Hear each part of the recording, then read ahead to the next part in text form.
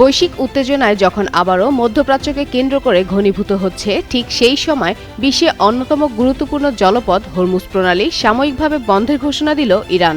পারমাণবিক কর্মসূচি নিয়ে যুক্তরাষ্ট্রের সঙ্গে পরোক্ষ আলোচনা চলাকালে মঙ্গলবার ইরান সেখানে সরাসরি সামরিক মহড়া চালিয়েছে, যা নতুন করে যুদ্ধের সংখ্যা বাড়াচ্ছে বলে মনে করছেন আন্তর্জাতিক বিশ্লেষকরা।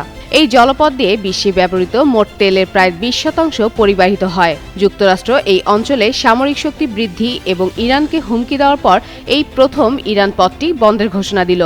আলোচনা শুরুর পরপরই ইরানের রাষ্ট্রীয় গণমাধ্যম জানায়, নিরাপত্তা ও সামুদ্রিক উদ্বেগের কারণে কয়েক ঘন্টার জন্য প্রণালীটি বন্ধ রাখা হয় এবং সেখানে ক্ষেপণাস্ত্র নিক্ষেপের মহড়া চালানো হয়।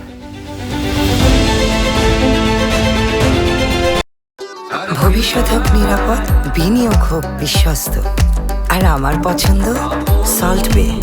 ওয়েলকাম টু সল্ট বে।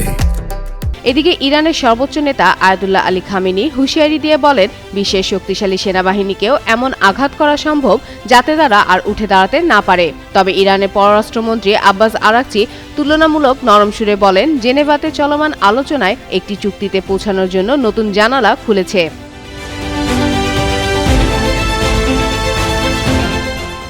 ওমানের মধ্যস্থতায় জেনেভায় এই পরোক্ষ আলোচনা চলছে। বর্তমান আলোচনায় মার্কিন প্রেসিডেন্ট ডোনাল্ড ট্রাম্পের প্রতিনিধি হিসেবে স্টিভ উইটকফ এবং তার জামাতা জেরেড কুশনার অংশ নিয়েছেন।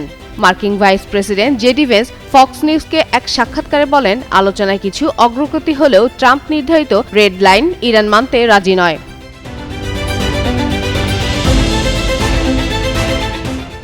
এদিকে যুক্তরাষ্ট্র অঞ্চলে সামরিক উপস্থিতি বাড়িয়েছে। বিশ্বের বৃহত্তম বিমানবাহী রণতরী ইউএসএস জেরাল্ড এন্ড ফোর্ড মধ্যপ্রাচ্যের পথে রয়েছে।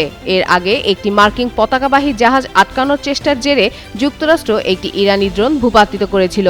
যুক্তরাষ্ট্র চায় ইরান যেন কখনোই পারমাণবিক অস্ত্র তৈরি করতে না পারে, আর ইরান দাবি করছে তাদের কর্মসূচি শান্তিপূর্ণ। গত জুনে ইসরায়েলের সঙ্গে সংঘাতের পর এই আলোচনা আবার নতুন করে শুরু হলেও হরমুজ প্রণালীর এই সামরিক মহড়া বৈশ্বিক অস্থিরতা আরও বাড়িয়ে দিল। ফাতেমা ফাতেহ জান, যুগান্তর নিউজ।